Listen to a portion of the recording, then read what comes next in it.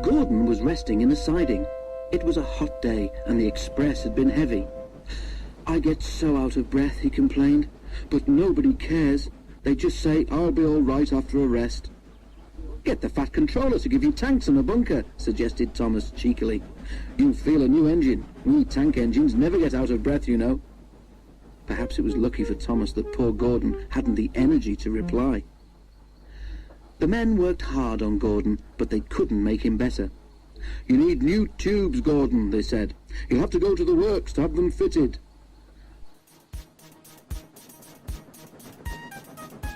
While Gordon was being mended, Henry pulled the express.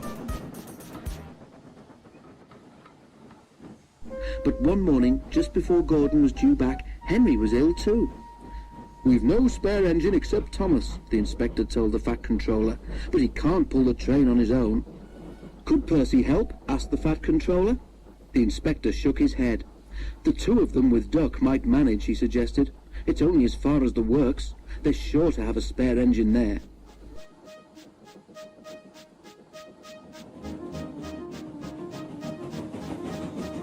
So the three tank engines were coupled together, Thomas nearest the train, Duck in the middle, and Percy at the front. Then, slowly, they started. Come on, fussed Percy importantly. We're doing it, puffed Duck. Pull harder, grumbled Thomas to the others. The heavy train drew out of the platform. The engines couldn't go as fast as Gordon, but the passengers didn't mind.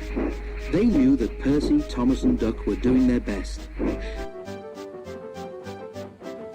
Expresses are not like branch line trains. They don't stop at all the stations, and the engines don't have a chance to get their breath back.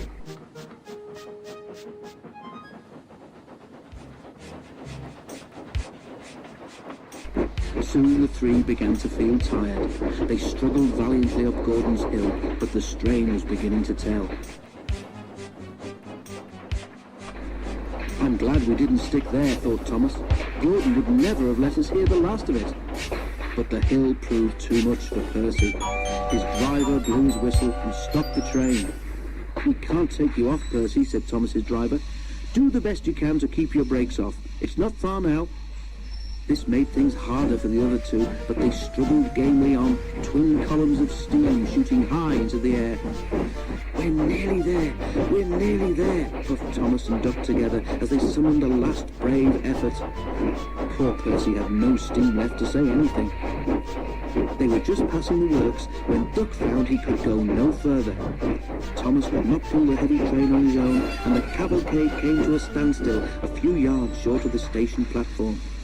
And there, standing watching from the works siding, stood Gordon. The Fat Controller, who'd been on the train, told the three engines he was proud of them. "You did very well to get so far," he said, "and now you deserve a rest." Duck, Percy and Thomas were uncoupled, and a new engine took their place. As the tank engines moved wearily away, Gordon looked at Thomas and smiled. Then he took 3 deep breaths and winked. He didn't need to say anything. Thomas knew exactly what he meant.